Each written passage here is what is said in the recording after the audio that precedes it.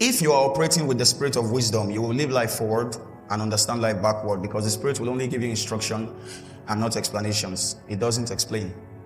It doesn't command. You can choose not to do what it says, but it doesn't give options. It instructs.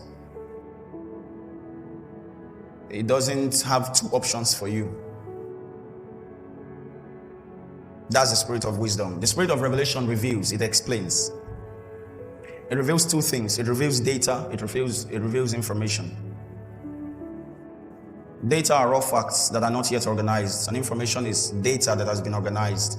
The spirit of inspiration, also called the spirit of light or the spirit of illumination, is the spirit that breathes upon a person's mind, upon a person's soul. We realize the need of these spirits when we are in confusing times, confusing situations, when we need clarity on issues. We have data, we have information, but we don't have clarity.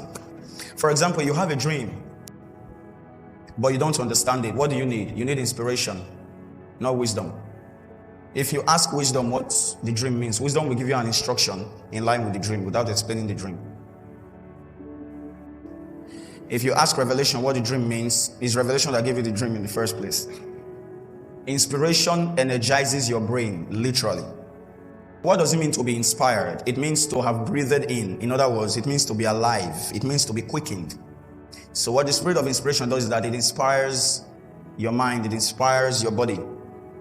When it inspires you, your consciousness is quickened, and then it begins to make sense of already hard facts. It begins to make sense of what it already knows. Inspiration leads to understanding. I'm tracing it from wisdom, revelation, inspiration, understanding. Understanding is the knowledge that you already have. It has been clarified. It has been absorbed. It has been assimilated. Now you understand it. So that's what the spirit of understanding does. The spirit of understanding helps assimilation, absorption, imbibement, understanding, comprehension. And next, the spirit of counsel is the spirit that gives advice. For example, you've been praying for your brother. Your brother has been a sinner. You are saved, but your brother is not saved. One day, the brother wakes up on his bed on a Sunday morning, and he starts thinking to himself, why don't I even go to church? Why don't I love God? What's the meaning of my life? How has my life been going all these years? Now, that person thinks that is their thoughts. You know, that's how demons operate. But it's not their thoughts, it's the spirit of counsel. That's how the spirit of counsel speaks in first person. The spirit of revelation speaks in third person. The spirit of revelation speaks to you. Wisdom speaks to you. Inspiration breathes on you. Understanding helps your soul to comprehend. Counsel speaks in first person as if it's your thought, but it's not your thought.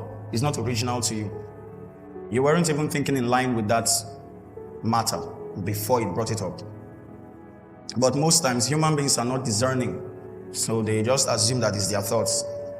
The spirit of counsel works like that. Demons work like that.